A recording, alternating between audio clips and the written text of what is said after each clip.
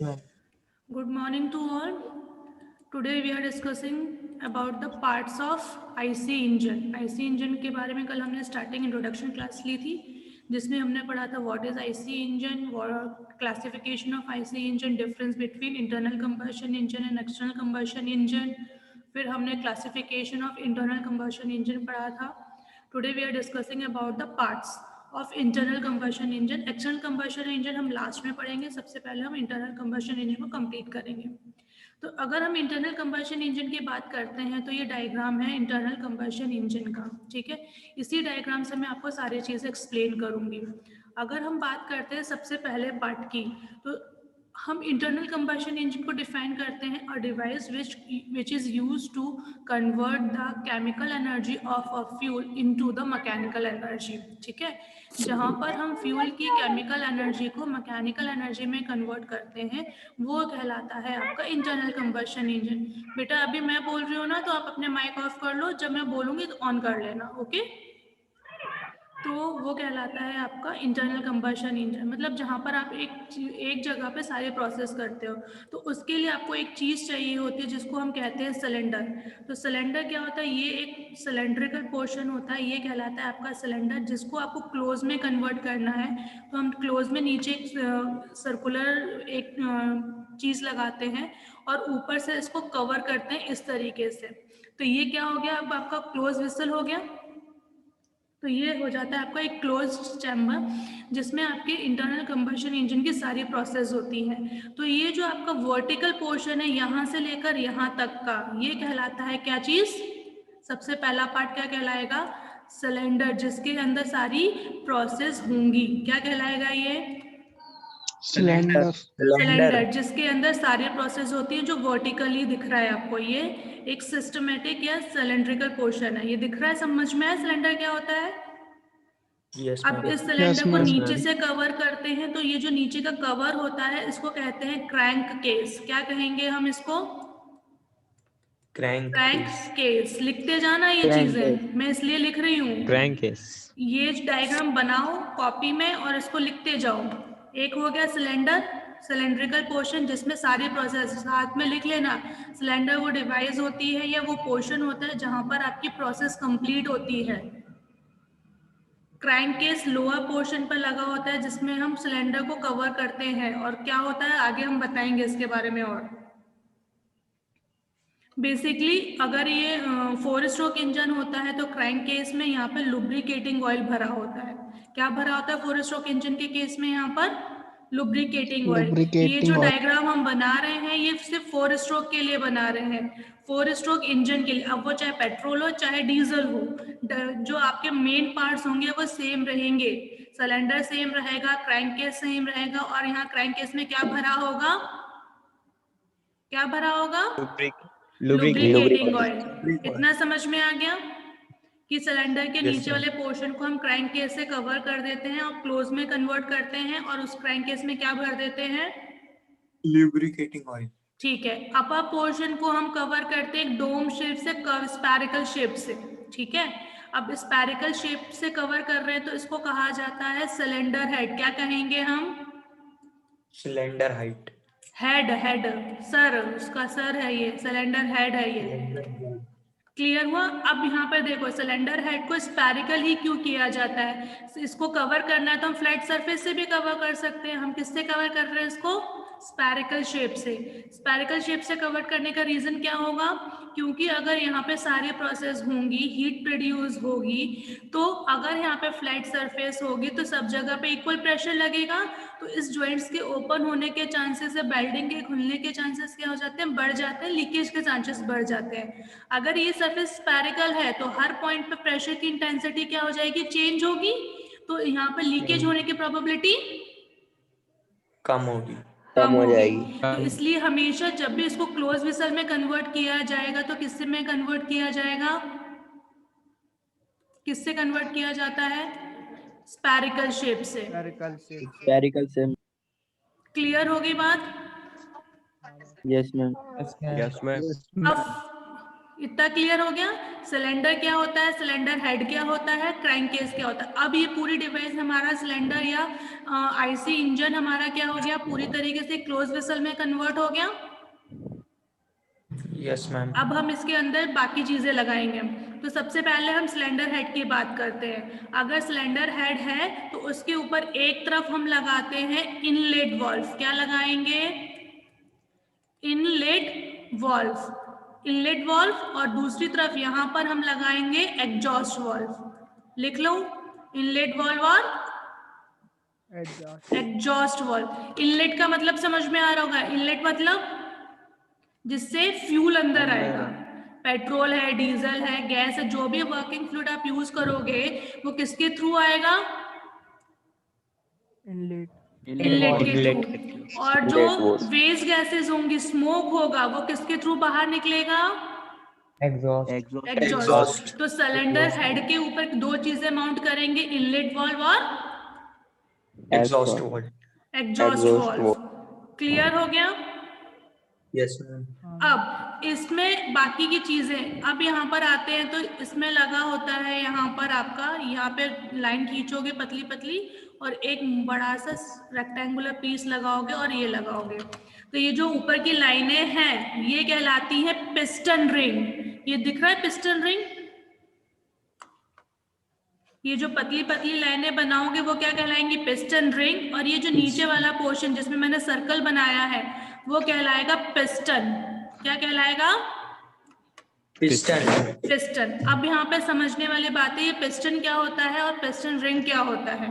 अगर हम पिस्टन की बात करते हैं तो पिस्टन रेसिप्रोकेटिंग मोशन करता है सिलेंडर के अंदर। ये आपका सिलेंडर है, इस सिलेंडर के अंदर ये कैसे मूव करेगा? नीचे और ऊपर, ऊपर और नीचे मोशन को, या फॉरवर्ड और बैकवर्ड। अगर ये हॉरिजॉन्टल रख देंगे तो आगे पीछे घूमेगा, अगर वर्टिकल रखोगे तो ऊपर नीचे घूमेगा। तो यहाँ पर जो आपका सिलेंडर की पोजीशन होती है उसके अकॉर्डिंग ये रेसिप्रोकेटिंग मोशन करता है, फॉरवर्ड मोशन या बैकवर्ड मोशन, या अप मोशन या डाउन मोशन। तो वो डिवाइस क्या कहलाती है? Piston is a device which can reciprocate inside the cylinder. Piston एक डिवाइस है जो कि सिलेंडर के अंदर कौन सा मोशन करती है? कौन सा मोशन करेगी? Up and down. रेसिप्रोकेटिंग। अब हम टेक्निकल टर्म में आ रहे हैं, कौन सा मोशन करेगी? रेसिप्रोकेटिंग। ठीक है, हाँ, रेसिप्रोकेटिंग मोशन करती है। अब इसी रेसिप्रोकेटिंग मोशन की वजह से हमने स्टार्टिंग में 4 प्रोसेस पढ़ी थी ना। इंटरनल कंबशन इंजन में 4 प्रोसेस एक सीक्वेंस में पढ़ी थी कि internal yes ma'am. Combustion suction process, compression process, expansion process और एग्जॉस्ट प्रोसेस। हाँ, तो अगर पिस्टन एक बार नीचे आया, सक्शन किया, एक बार ऊपर गया, कंप्रेशन किया, फिर नीचे आया, एक्सपांशन किया, फिर ऊपर गया तो एग्जॉस्ट किया, तो पिस्टन ने कितने रेसिप्रोकेटिंग मोशन किए? 4। तो ये कौन सा इंजन हो जाएगा?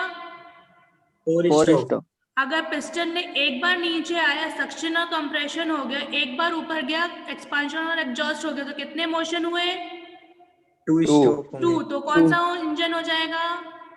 2 स्ट्रोक। इट मीन्स हम 2 स्ट्रोक और 4 स्ट्रोक किस पे डिपेंड कर रहा है? पिस्टन के मोशन पर, रेसिप्रोकेटिंग मोशन पर। अगर पिस्टन 4 टाइम्स रेसिप्रोकेट होता है तो वो 4 स्ट्रोक इंजन होगा, और अगर पिस्टन आपका 2 टाइम्स रेसिप्रोकेट होता है और वो आपकी चारों प्रोसेस को कंप्लीट करता है, इट मीन्स वो 2 स्ट्रोक इंजन होगा। क्लियर हो गई बात? Yes ma'am. अब हम बात करते हैं यहाँ पे ये जो रिंग लगाई जाती हैं, ये आपकी रिंग्स होती हैं ऑयल रिंग और कंप्रेशन रिंग। कौन सी रिंग होंगी? ऑयल रिंग और कंप्रेशन। ऑयल रिंग और कंप्रेशन रिंग। ऑयल बेसिकली देखो, सिलेंडर आपका ऐसा बना हुआ है, इसके ऊपर रिंग लगाई जाती है, लेकिन रिंग पूरी फिक्स नहीं होती, इनके बीच में गैप होता है। ठीक है, पूरी फिक्स रिंग नहीं होगी, थोड़ा सा गैप छोड़ दिया जाता है। अब यहाँ पर देखो, नीचे लुब्रिकेटिंग ऑयल है, पिस्टन ऊपर नीचे करेगा तो ये लुब्रिकेटिंग ऑयल भी ऊपर नीचे होगा। Yes ma'am. पिस्टन के ऊपर यहाँ से इनलेट के थ्रू फ्यूल आएगा। बात समझ में आ रही है? और नीचे क्या है लुब्रिकेटिंग ऑयल। इन दोनों को मिक्स होने से बचाने के लिए हम यहाँ पे ऑयल रिंग का यूज करते हैं। किसका यूज करते हैं? मिक्सिंग ऑफ द फ्यूल और लुब्रिकेटिंग ऑयल को बचाने के लिए हम किसका यूज करेंगे? Oil ring. Oil ring. और कंप्रेशन रिंग का यूज होता है क्योंकि यहाँ पर हीट जनरेट होती है। हम क्या करते हैं? फ्यूल को जलाते हैं, फिर फ्यूल को जलाने के बाद उसकी हीट एनर्जी को मैकेनिकल एनर्जी में कन्वर्ट करते हैं। तो जो हीट की वजह से आपका एक्सपांशन प्रोसेस होती है, पिस्टन के ऊपर जो हीट जनरेट होती है बहुत ज्यादा, उसको रिमूव करने के लिए यहाँ पे क्या होती है? Compression ring. दूसरी रिंग जो होती है वो क्या करती है? कंप्रेशर रिंग हीट को रिमूव करने में हेल्प करते हैं। तो दो तरीके की रिंग यहाँ पर यूज की जाती है। कौन कौन सी? कौन कौन सी? ऑयल रिंग और कंप्रेशन रिंग। इतना समझ में आ गया? Yes ma'am. क्या समझ में आ गया हमें? सिलेंडर, अरे यार मीटर क्या, सिलेंडर समझ में आ गया, क्रैंक केस समझ में आ गया, पिस्टन समझ में आ गया। इतनी चीजें समझ में आ गई। इतने में किसी को कोई डाउट है? No ma'am. अब बीच में मैंने यहाँ पे एक सर्कल बनाया हुआ है, इसको बोलते हैं पिस्टन पिन। ये लिखा हुआ है पिस्टन पिन और गजन पिन। क्या बोलते हैं इसको? पिस्टन पिन और गजन पिन। पिस्टन पिन और गजन पिन ये यूज की जाती है। ये एक रॉड दिख रही है, ये वाली सीधी सी रॉड, यस मैम। ये रॉड होती है कनेक्टिंग रॉड। कौन सी रॉड होगी? Connecting rod. दो चीजों को कनेक्ट करने के लिए जो रॉड यूज की जाती है वो क्या कहलाएगी? उसकी कनेक्टिंग रॉड। कौन सी रॉड कहलाएगी? Connecting rod. Connecting rod. अब इस कनेक्टिंग रॉड को किससे कनेक्ट कर रहे हैं हम? पिस्टन को क्रैंक से। नीचे क्रैंक केस में एक क्रैंक लगा होता है, किससे कनेक्ट कर रहे हैं हम? क्रैंक से। यहाँ पर ये आपका क्रैंक होता है, ये जो चीज दिख रही है ये क्रैंक है ये, ठीक है। तो कनेक्टिंग रॉड क्या कर रहा है? पिस्टन को क्रैंक से कनेक्ट करने का काम करता है, इसलिए इसको क्या कहते हैं हम? क्या कहते हैं हम? Connecting rod. Connecting rod. वो रॉड जो पिस्टन को क्रैंक से जोड़ने का, कनेक्ट करने का काम करती है, वो क्या कहलाती है? Connecting rod. जिसका एक पोर्शन पिस्टन पिन के थ्रू किससे जुड़ा होता है? पिस्टन से। तो यहाँ पे भी एक पिन लगी होगी जिसके थ्रू कनेक्टिंग रॉड को क्रैंक से जोड़ोगे, वो कहलाएगी क्रैंक पिन। जो पिस्टन को जोड़े वो पिस्टन पिन, जो क्रैंक से जोड़े वो क्रैंक पिन। क्लियर है? Yes ma'am. Yes ma'am. इतना सबको क्लियर हो गया? Yes ma'am. अब यहाँ पर आता है, अभी क्रैंक क्या होता है? ये पूछने वाली बात है ना कि क्रैंक क्या होता है। अब देखो पिस्टन कैसा है, ये आपका जहाँ पिस्टन मूव कर रहा है, ये पूरी चीजें कैसी हैं? क्लोज सिलेंडर के अंदर हो रही है। अब आपको कैसे पता चलेगा कि 4 स्ट्रोक इंजन है या 2 स्ट्रोक इंजन है? ये पावर आप कैसे कैलकुलेट करोगे? तो ये जो क्रैंक होता है ना, ये पिस्टन के रेसिप्रोकेटिंग मोशन को किसमें कन्वर्ट करता है? रोटेटरी मोशन में। क्रैंक क्या करता है? पिस्टन से जुड़ा हुआ है क्योंकि कनेक्टिंग रॉड इसका मोशन कहाँ ट्रांसफर कर रही? क्रैंक पर। लेकिन पिस्टन कैसे मूव कर रहा है? ऊपर और नीचे। और क्रैंक कैसे मूव करेगा? Circular motion. कैसा मोशन करेगा? Circular motion. सर्कुलर। तो क्रैंक क्या होता है? Crank is a device which convert reciprocating motion of a piston to the rotatory motion. किसमें कन्वर्ट कर रहा है? रोटेटरी मोशन में। अब अगर कोई चीज रोटेट हो रही है और अब वहां पे ये शाफ्ट लगी हुई है, या शाफ्ट लिखा है ना क्रैंक शाफ्ट, ये क्रैंक शाफ्ट बाहर की तरफ निकली रहती है, तो इस पर हम क्या लगाएंगे? एक डायनामोमीटर लगा देते हैं और स्पीड वगैरह चेक करके पावर को कैलकुलेट कर लेते हैं। या फिर पिस्टन कितना रेसिप्रोकेट कर रहा है उसको भी हम क्या कर सकते हैं? यहाँ पर कैलकुलेट कर सकते हैं इसके रोटेशन से। कैसे? अगर पिस्टन एक बार नीचे आया, क्रैंक पूरा घूम गया, तो एक रेसिप्रोकेटिंग मोशन हो गया, पिस्टन का एक रेसिप्रोकेटिंग मोशन एक आपका कंप्लीट हुआ। सॉरी, यहाँ पे समझने वाली जो बात है वो ये है, जो ये आपका पूरा जीरो जो मोशन होता है 360 का, क्रैंक कैसा मोशन करेगा? 0 से 360 का रिवॉल्यूशन करेगा। अब यहाँ पर हम 0 से 360 को दो पार्ट्स में डिवाइड करते हैं, हाफ हाफ पोर्शन, ठीक है। अगर ये 4 स्ट्रोक इंजन है तो क्या होगा? क्रैंक जब 0 से 180 पर आएगा तो आपका सक्शन होगा, फिर 180 से ऊपर जाएगा तो कंप्रेशन होगा, फिर 0 से 180 आएगा तो एक्सपांशन होगा, और फिर 0 से ऊपर जाएगा तो कौन सा हो जाएगा? एग्जॉस्ट। तो क्रैंक के कितने Exhaust. रोटेशन हुए? 4 4 अरे रोटेशन, रोटेशन 2 हुए। 2 रोटेशन। अगर 4 स्ट्रोक इंजन है, पिस्टन 4 बार रेसिप्रोकेट करता है, तो आपका क्रैंक कितने रोटेटरी मोशन करेगा? 2 2। तो वो इंजन क्या कहलाएगा? आपका 4 स्ट्रोक इंजन। तो हम ये 4 लिख स्ट्रोक सकते इंजन। हैं कि 4 स्ट्रोक इंजन वो इंजन होता है जिसमें पिस्टन के 4 रेसिप्रोकेटिंग मोशन होते हैं और क्रैंक के 2 रोटेटरी मोशन होते हैं। तब जाके कितनी पावर जनरेट होती है? 1 पावर। कितनी पावर जनरेट होगी? 1 पावर जनरेट होगी। बात डिफरेंस समझ में आया? इतनी चीज क्लियर Yes, हुई? ma'am. अब अगर फिर मैंने Yes, यहाँ ma'am. पे लिया 0 से 180, ठीक है, लेकिन अगर 2 स्ट्रोक इंजन है तो सक्शन प्लस कंप्रेशन, और फिर 180 से ऊपर का मोशन एक्सपांशन और प्लस एग्जॉस्ट। ऐसा ही Exhaust. होता है। तो अब इस केस में Yes, कितने ma'am. रोटेटरी मोशन हुए? 1 एक। तो एक। 2 स्ट्रोक इंजन वो इंजन होता है जिसमें पिस्टन के कितने रेसिप्रोकेटिंग मोशन होते हैं? 1 एक पिस्टन के पिस्टन के 2 पिस्टन होते के हैं। 2 रेसिप्रोकेटिंग मोशन होते हैं, बट क्रैंक के 1 1। जहां क्रैंक का 1 रेसिप्रोकेटिंग मोशन होगा वो इंजन क्या कहलाएगा? आपका 2 2 stroke stroke engine. Engine. Difference समझ में आया है 2 स्ट्रोक और 4 स्ट्रोक के बीच में? Yes ma'am. मैम ठीक है। अब देखो ये सारी चीजें समझ में आ गई कि इनलेट वाल्व क्या होता है, पिस्टन क्या हो गई, पिस्टन रिंग क्या हो गई। अब यहाँ पर एक टर्म और बच रही है, वो है फ्लाई व्हील। फ्लाई व्हील क्या होता है? एक डिवाइस होती है जो एनर्जी को स्टोर और रिटार्ड कर सकती है, मतलब कि उसके पास एनर्जी एब्जॉर्ब भी हो सकती है और ज़रूरत हो तो वो एनर्जी को हम यूज़ भी कर सकते हैं। अब वो फ्लाई व्हील लगाने का रीज़न क्या है? देखो, पिस्टन जब यहाँ पर है तो आपका पिस्टन ऊपर से नीचे तो आ जाएगा आराम से, ऊपर से नीचे आना आसान होता है ना, यस मैम। Yes ma'am. लेकिन नीचे से ऊपर जाना मुश्किल। एनर्जी की जरूरत पड़ती है। और जब Yes, हम ma'am. नीचे ऊपर से नीचे आते हैं तो हम विदाउट एनर्जी आ जाते हैं, हमें कोई फोर्स की जरूरत नहीं है, हम अपने आप ढलान होने की वजह से नीचे आते हैं ना। Yes ma'am. Yes ma'am. Similarly जब पिस्टन ऊपर से नीचे आता है तो उसको एनर्जी की जरूरत नहीं होती, लेकिन जब वो नीचे से ऊपर जाएगा तो क्या करेगा? उसको एनर्जी चाहिए, अपने आप तो वो Yes, ऊपर ma'am. जाएगा नहीं। तो हम क्या करते हैं, फ्लाई व्हील एक डिवाइस लगा देते हैं जो क्या करता है, जब पिस्टन ऊपर से नीचे आता है, जब इसके पास फ्री एनर्जी होती है तो उसको एब्जॉर्ब कर लेगा। क्या कर लेगा वो? उसको एब्जॉर्ब एब्जॉर्ब कर लेगा। कब करेगा? जब पिस्टन ऊपर से नीचे आता है। नीचे आएगा। अब जब नीचे से ऊपर जाएगा तो जो एनर्जी एब्जॉर्ब थी वो कहाँ दे देगा? पिस्टन को दे देगा। तो पिस्टन कहाँ से चला Yes. जाएगा? नीचे से ऊपर ऊपर की तरफ चला जाएगा। तो फ्लाई व्हील का काम क्या हुआ? एनर्जी को एब्जॉर्ब करना और रिटार्ड करना, ताकि पिस्टन का जो मूवमेंट है वो स्मूथली चलता रहे, पिस्टन अपने आप ऊपर और नीचे मूवमेंट करता रहे। करता रहे। बात समझ में आई? Yes ma'am. Part ma'am. समझ में आ गए? Yes ma'am.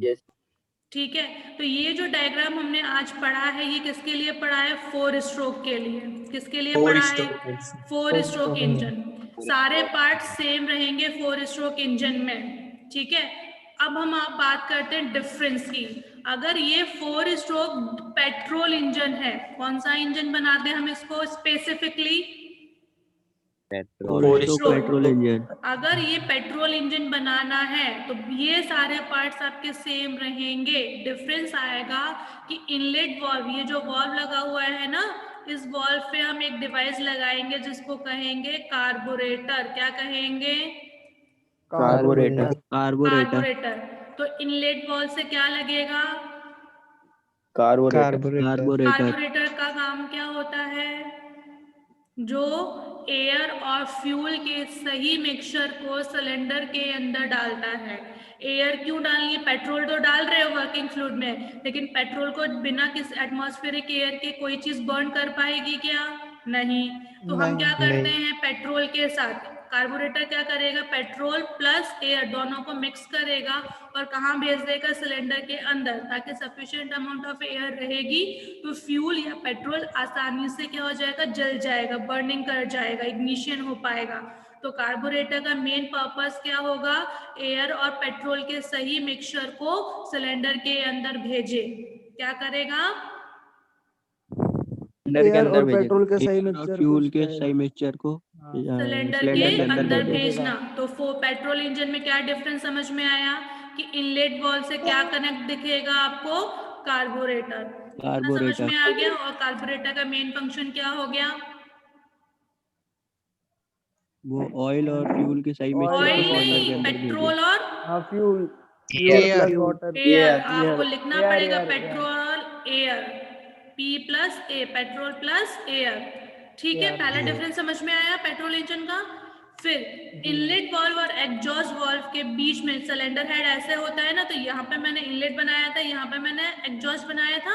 एग्जॉस्ट, इसके बीच यस में मैम। जो पीक पॉइंट होगा, उस पीक पॉइंट पे लगा होता है spark plug.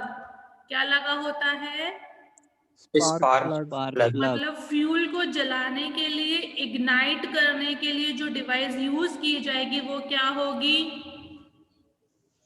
Spark. Spark spark plug. अगर इंजन में ये सारे पार्ट्स तो सेम रहेंगे, लेकिन अगर इनलेट वॉल्व से कार्बोरेटर जुड़ गया और यहाँ पर स्पार्क प्लग जुड़ गया, तो देख के क्या समझ में आता है कौन सा इंजन है, Petrol engine. पेट्रोल इंजन होगा। ये कौन सा इंजन कहलाएगा, पेट्रोल पेट्रोल इंजन। डिफरेंस समझ में आ गया। Yes, ma'am. इतना क्लियर है कि पेट्रोल इंजन होगा तो कौन से दो चीजें कनेक्ट होंगी, बाकी के पार्ट सेम रहेंगे, कार्बोरेटर और स्पार्क प्लग। कार्बोरेटर क्या करेगा, पेट्रोल और फ्यूल प्लस एयर को Air और fuel को मिक्सर को भेजेगा। इक्वल्स में सिलेंडर में इक्वल नहीं बोलते हैं, मिक्सचर भेजता है, इक्वल नहीं भेजता। मिक्सचर भेजता है। हाँ, और स्पार्क प्लग क्या करेगा, फ्यूल को इग्नाइट करेगा। स्पार्क प्लग क्या करता है, फ्यूल को जलाने का काम फ्यूल को करता है। जलाता है। ठीक है, अब इसी इंजन को मैं किस में कन्वर्ट कर दूं, डीजल में। तो ये सारे पार्ट्स तो सेम रहेंगे क्योंकि 4 स्ट्रोक डीजल इंजन है। अब डिफरेंस क्या आएगा कि जब हम इनलेट वाल्व से क्या डालेंगे, सिर्फ एयर, एयर यहाँ क्या लगा होगा, एयर फिल्टर। क्या लगा होगा, एयर फिल्टर। क्या लगा होगा यहाँ पर, air filter. Air filter. Petrol में क्या लगा था, कार्बोरेटर। डीजल में क्या लग रहा है, एयर फिल्टर। और एयर फिल्टर नाम से समझ में आ रहा है क्या करेगा, एयर को सिर्फ एयर को फिल्टर सप्लाई करके अंदर करेगा। भेजेगा। डिफरेंस समझ में आया कि पेट्रोल इंजन में दोनों का मिक्सचर जा रहा है, जबकि डीजल इंजन में सिर्फ क्या जा रही है, एयर। एयर। फ्यूल अभी जा ही नहीं रहा, इनलेट वॉल्व से फ्यूल नहीं जा रहा। ठीक है, और यहाँ पर स्पार्क प्लग की जगह पर यूज किया जाता है फ्यूल इंजेक्टर। क्या यूज करेंगे हम, फ्यूल इंजेक्टर। अब नाम से समझ में आ रहा है, फ्यूल इंजेक्टर मतलब फ्यूल को इंजेक्ट करना, डालना, इंजेक्ट करना, डालना है ना। तो अब फ्यूल कहाँ से डाला जाएगा, ऊपर की तरफ से। कहाँ से डाला जाएगा, ऊपर की तरफ तो से। दो पार्ट्स आपके चेंज हो गए पेट्रोल और डीजल में। पेट्रोल में हम Yes, कार्बोरेटर और स्पार्क प्लग का यूज करते हैं, डीजल में हम एयर फिल्टर और फ्यूल इंजेक्टर का यूज करते हैं। डिफरेंस समझ में आया। Yes, ma'am. दूसरा डिफरेंस, पेट्रोल इंजन में एयर और फ्यूल का मिक्सचर जाता है, जबकि डीजल इंजन में सिर्फ एयर जाती है Yes, ना। ma'am. पेट्रोल इंजन में फ्यूल को इग्नाइट करने के लिए स्पार्क प्लग का यूज होता है, जबकि इसमें किसका यूज होता है, फ्यूल इंजेक्टर का यूज होता है। वो कैसे होता है वो हम वर्किंग में पढ़ेंगे अभी आगे। मैम मैम मतलब ये जो डिवाइस है इसमें जितनी प्रोसेस हो रही है तो कहीं पर हीट की जरूरत नहीं हो रही है मैम। होगी ना, हीट नहीं प्रोड्यूस होगी तो वर्किंग कैसे होगी, मैकेनिकल एनर्जी कहाँ जनरेट होगी। तो मैम हीट कहाँ से दे रहे हैं फिर, आगे हम वर्किंग पढ़ेंगे ना, अभी तो हम सिर्फ पार्ट्स पढ़ रहे हैं, वर्किंग पे तभी हम आए नहीं है, यस मैम। है ना। अभी हम वर्किंग पढ़ेंगे आगे, अभी हम सिर्फ पार्ट्स की वर्किंग पढ़ रहे हैं कि पार्ट्स क्या काम कर रहे हैं। ठीक है, आगे जब हम वर्किंग पढ़ेंगे तो उसको भी एक्सप्लेन करेंगे कैसे केमिकल एनर्जी को हम हीट एनर्जी में कन्वर्ट करते हैं, फिर कैसे हीट एनर्जी को मैकेनिकल एनर्जी में कन्वर्ट किया जाता है। ठीक है, पार्ट्स में कोई दिक्कत हो तो बताओ। पार्ट समझ में आ गए? Yes ma'am. Yes ma'am. आगे बढ़ूं? पार्ट्स अब लिख लोगे सब लोग? Yes ma'am. Yes ma'am. ठीक है, मैं थ्योरी पे इतना ज्यादा नहीं दे रही क्योंकि आप थ्योरी अब लिख लोगे। मैंने अगर एक्सप्लेन कर दिया तो लिख सकते हो ना थ्योरी? Yes ma'am. ठीक है, अब हम जो नेक्स्ट टर्म पढ़ रहे हैं वो है आईसी इंजन टर्मिनोलॉजी। जो टर्मिनोलॉजी यूज की जाती है आईसी इंजन में वो, ठीक है। तो आईसी इंजन में जो टर्मिनोलॉजी यूज की जाती है, तो सबसे पहले जो टर्मिनोलॉजी होती है वो होती है बोर। क्या होती है? BORE, बोर, जिसको हम कैपिटल डी से रिप्रेजेंट करते हैं, और डी इज द डायमीटर होता है। बोर को किससे रिप्रेजेंट करते हैं? डी से। ये होता है डायमीटर ऑफ द सिलेंडर। जो सिलेंडर का डायमीटर होगा वो क्या कहलाएगा? Bore. Bore. Diameter of the cylinder. लिख लिया? Yes ma'am. यस फिर अब देखो, मैंने एक सिलेंडर बनाया था इस तरीके से, नीचे से इसको कवर किया था, ऊपर से इसको कवर किया था, लेकिन ये तो आपका वर्टिकल पोर्शन था। Yes ma'am. ये माउंट कैसे है? आपका सिलेंडर कैसा माउंट किया हुआ है? वर्टिकल माउंट किया हुआ है। हाँ मैम। रखा कैसा? इसकी एक्सिस कैसी है? वर्टिकल है ना। तो ये इसकी मैक्सिमम पोजीशन होगी और ये इसकी मिनिमम पोजीशन होगी। पिस्टन आपका यहां से लेकर यहां तक मूवमेंट करेगा, वो ना इसके ऊपर जा पाएगा ना वो इसके नीचे जा पाएगा। हाँ। Yes ma'am. तो ये इसकी मैक्सिमम, पिस्टन की मैक्सिमम पोजीशन, और ये इसकी मिनिमम पोजीशन। किसकी मिनिमम? पिस्टन की। पिस्टन की। पिस्टन की मैक्सिमम पोजीशन और मिनिमम पोजीशन है। तो टेक्निकल टर्म में जब सिलेंडर वर्टिकली माउंट होता है, पिस्टन की मैक्सिमम और मिनिमम पोजीशन को हम नोन करते हैं TDC और BDC से। किससे बोलते हैं? किस नाम से बोलते हैं? क्या TPC? TDC, BDC। T मतलब टॉप, D मतलब डेड। डेड मतलब इसलिए क्योंकि इसके ऊपर नहीं जा सकते, इसलिए इसको डेड बोलते हैं। Centre, C for centre. TDC top dead centre, B bottom dead centre. फिर इससे नीचे नहीं जा सकते, इसलिए इसको क्या कहेंगे हम? Bottom dead centre. बात समझ में आई? Yes ma'am. अगर इसी चीज को मैं हॉरिजेंटल कर दूं और पिस्टन यहां से मोशन कर रहा है, एक पोजीशन यहाँ पर, एक पोजीशन यहाँ पे, तो ये इसकी मिनिमम पोजीशन हो गई और ये उसकी क्या हो गई? Maximum position. एक्सिस कैसी हो गई? हॉरिजेंटल। तो ये कहलाएगा मिनिमम आईडी, सॉरी ये कहलाएगा आईडीसी और ये कहलाएगा ओडीसी। आईडीसी मतलब इनर डेड सेंटर, अंदर वाला सेंटर, और ओडीसी मतलब बाहर वाला, आउटर डेड सेंटर। डिफरेंस समझ में आ रहा है? वर्टिकली माउंट है तो टीडीसी और बीडीसी, अगर हॉरिजॉन्टल माउंट है तो अंदर वाला और बाहर वाला, तो आईडीसी और ओडीसी। क्लियर होगी बात? Yes ma'am. कितना सबको क्लियर है? तो कितने पार्ट्स हो गए? पहला हमने बोर पढ़ा, बोर के बाद हमने क्या पढ़ा? Inner dead centre, sorry TDC और BDC. Top dead centre maximum position of the piston, bottom dead centre minimum position of the piston. इतना सबको क्लियर हो गया? ठीक है, मतलब कि पिस्टन टीडीसी से बीडीसी के बीच में ही मूवमेंट करेगा, उससे ज्यादा मूवमेंट नहीं करेगा। नहीं करेगा। तो ये कहलाता है स्ट्रोक लेंथ। क्या कहलाएगा? Stroke length. क्या कहलाएगा ये चीज? Stroke length. ये लिखा है ना स्ट्रोक, इसको पिस्टन स्ट्रोक भी बोल सकते हो, इसको लेंथ ऑफ स्ट्रोक भी बोल सकते हो, इसको स्ट्रोक लेंथ भी बोलते हो। डिनोटेड बाय L होता है। क्या बोलेंगे? पिस्टन की मैक्सिमम से मिनिमम पोजीशन के बीच में जो डिस्टेंस ट्रेवल की जाती है, जो लेंथ ट्रेवल की जाती है, उसको क्या बोलते हैं? लेंथ ऑफ स्ट्रोक या stroke length, piston length, piston stroke, sorry. Clear होगी बात? एल क्या होता है, डी क्या होता है, टीडीसी और बीडीसी? Yes ma'am. ठीक है, अब आगे की अगर हम बात करते हैं तो देखो ये सिलेंडर का आपका टीडीसी पॉइंट था और उसके ऊपर ये क्या था, हेड बना हुआ था इस तरीके से। ठीक है, मतलब कि पिस्टन यहाँ से लेकर यहाँ तक का मूवमेंट नहीं कर सकता। ये वाला वॉल्यूम में पिस्टन मूवमेंट करेगा क्या?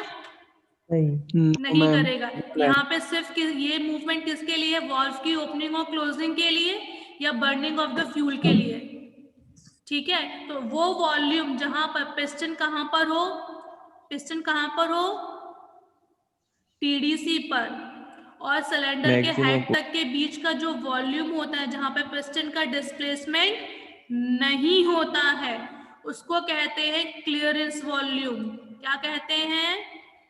Clearance volume. Denoted by capital V और सफिक्स में सी लगाते हैं, V for volume, C for clearance volume. Clearance volume मतलब जिसमें पिस्टन का डिस्प्लेसमेंट नहीं होता।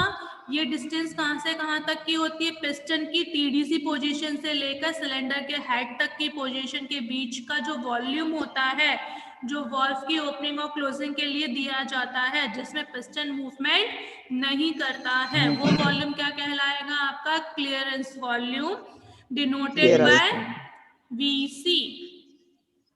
BC. VC capital V, V for volume, C for clearance. Clear है। क्लियर होगी बात? Yes ma'am. मैम। उसके बाद एक था आपका ये टीडीसी पॉइंट है और ये बीडीसी पॉइंट है ना? ये आपका डायमीटर, ये बोर हो गया आपका सिलेंडर का, ये आपका क्या हो गया, लेंथ ऑफ स्ट्रोक हो गया एल। तो ये यहाँ पर जो वॉल्यूम ऑक्यूपाई होता है जिसमें पिस्टन टीडीसी से बीडीसी के बीच में मूवमेंट करता है, वो वॉल्यूम कहलाता है swept volume, SWEPT, swept volume. क्या कहेंगे उसको? Swift volume. फा नहीं है, पी है, पी, हाँ। Swept volume. वो वॉल्यूम जिसमें पिस्टन क्या करता है, टीडीसी से बीडीसी के बीच में मूव करता है। वी फॉर वॉल्यूम, स्विफ्ट मतलब एस, क्या लिखेंगे इसको, वी एस। अब इस वॉल्यूम में मूवमेंट हो रहा है मतलब diameter of the cylinder π/4 d square into L. निकाल सकते हो ना वॉल्यूम ऐसे? वॉल्यूम अगर स्विफ्ट वॉल्यूम कैलकुलेट करना हो तो कैसे कैलकुलेट करोगे, जिसमें पिस्टन का डिस्प्लेसमेंट हो रहा है, पिस्टन का एरिया कितना है, π/4 d स्क्वायर, लेंथ कितनी है, l, तो π/4 d square into L volume निकल आएगा आपका स्विफ्ट वॉल्यूम। क्लियर है बात? Yes ma'am. तो कितनी चीजें हो गई, बोर हो गया, स्ट्रोक लेंथ हो गई, टीडीसी बीडीसी हो गया, क्लियरेंस वॉल्यूम हो गया, स्विफ्ट वॉल्यूम हो गया। इतनी चीजें क्लियर है? Yes ma'am. लास्ट टर्म जो यहाँ पर आती है वो आती है कंप्रेशन रेशो। क्या आती है? Compression ratio. हम कितना कंप्रेस करेंगे फ्यूल को जलाने के लिए, क्योंकि लिक्विड स्टेट में फ्यूल है, लिक्विड चीजों को जलाना बहुत मुश्किल होता है। हम डायरेक्ट पेट्रोल को जला नहीं सकते हैं, उसको हमें क्या करना पड़ता है, कंप्रेस करके इस स्टेट में लाना पड़ता है कि वो जल्दी से जल्दी जल जाए। तो उसके लिए हम एक टर्म यूज करते हैं जिसको बोलते हैं कंप्रेशन रेशो, और किससे डिनोट करते हैं, आर से। किससे डिनोट करते हैं, स्मॉल आर से। ये होता है आपका total volume upon clearance volume. क्या होता है इसका formula, it is a ratio of total volume to the clearance volume. Total volume का मतलब हो गया VC plus VS। Total volume तो यही था, ऊपर का वॉल्यूम VC और नीचे का वॉल्यूम VS। तो टोटल वॉल्यूम क्या हो गया, VC plus VS upon clearance volume मतलब VC। तो R की वैल्यू क्या हो गई, R is equal to VC plus VS upon VC। तो आप अगर आपके पास ये वॉल्यूम की वैल्यूज हैं तो R की वैल्यू आप कैलकुलेट कर सकते हो। Yes ma'am. Yes ma'am. Difference समझ में आ रहा है, कैलकुलेशन समझ में आई? Yes ma'am. तो कितनी टर्म्स हो गई, बोर हो गया, स्ट्रोक हो गया, टीडीसी बीडीसी हो गया, क्लियरेंस वॉल्यूम हो गया, कंप्रेशन रेशियो हो गया और शिफ्ट वॉल्यूम। और सिर्फ वॉल्यूम। इतने टर्म्स आपको सबको क्लियर है? इसमें कोई डाउट है किसी को? जो टर्म्स हमने पढ़ी हैं उनको विथ डायग्राम आपको लिखना है। अगर आपको क्वेश्चन आता है explain terminology used in IC engine, तो जो डायग्राम मैंने अभी आपको बनवाया था ना, डायग्राम कैसा डायग्राम बनाओगे कि एक सिलेंडर बनाओगे, सिलेंडर के ऊपर के पोर्शन को कवर करोगे, नीचे के पोर्शन को आप दिखाओगे ये वाला पॉइंट हो जाएगा बीडीसी, ये वाला पॉइंट हो जाएगा आपका टीडीसी, ये इसको दिखाओगे डायमीटर तो यहाँ पर डी आ जाएगा, यहाँ पर आप क्या दिखाएंगे एल दिखाएंगे, लेंथ को दिखाएंगे, सिमिलरली यहीं पर आपका क्या दिखेगा वी एस। यहाँ से यहाँ तक के वॉल्यूम को हम किससे डिनोट करेंगे? वी सी से। तो आपको क्या क्या बोर हो गया, लेंथ ऑफ स्ट्रोक हो गया, टीडीसी हो गया, बीडीसी हो गया, क्लियरेंस वॉल्यूम हो गया, सिर्फ वॉल्यूम हो गया। अगर इतनी चीजों को इस डायग्राम में दिखा दिया है तो आर क्या शो करेगा? VC plus VS upon VC। तो इस तरीके से हम इस पूरी टर्मिनोलॉजी को with the help of this diagram क्या कर सकते हैं? एक्सप्लेन कर सकते हैं ना। तो हम हमेशा डायग्राम के थ्रू ही एक्सप्लेन करेंगे। अगर पार्ट्स लिखने के लिए भी आता है तो पार्ट्स के साथ आपको क्या करना पड़ेगा? डायग्राम बनाना पड़ेगा। जो डायग्राम मैंने अभी बनवाया था, सिंपल डायग्राम, कि ये सिलेंडर है, ये हेड है, नीचे क्रैंक है, पिस्टन है, सारी चीजों को आपको वहां पर डिफाइन करना पड़ेगा। हाँ, आज का जो क्वेश्चन है वो है explain parts of IC engine. IC engine, internal combustion engine. Explain parts of internal combustion engine. Sorry, इसमें एक चीज और नोट कर लो, इंटरनल कंबशन इंजन से पहले 4 स्ट्रोक इंजन नोट कर लो, क्योंकि आज हमने जो पार्ट्स पढ़े हैं वो 4 स्ट्रोक के लिए पढ़े हैं। चाहे वो पेट्रोल हो चाहे वो डीजल हो, 4 स्ट्रोक इंजन में पेट्रोल और डीजल के बीच में भी डिफरेंस पढ़ लिया ना? Yes ma'am. तो parts of 4 stroke internal combustion engine, और ये भी लिख लेना कि पेट्रोल इंजन है तो 2 पार्ट्स कौन से यूज करेंगे, डीजल इंजन है 2 पार्ट कौन से यूज करेंगे, लिख सकते हैं ना? Yes ma'am. फिर क्या पढ़ा? फिर हमने पढ़ा टर्मिनोलॉजी। टर्मिनोलॉजी मतलब राइट डाउन एंड एक्सप्लेन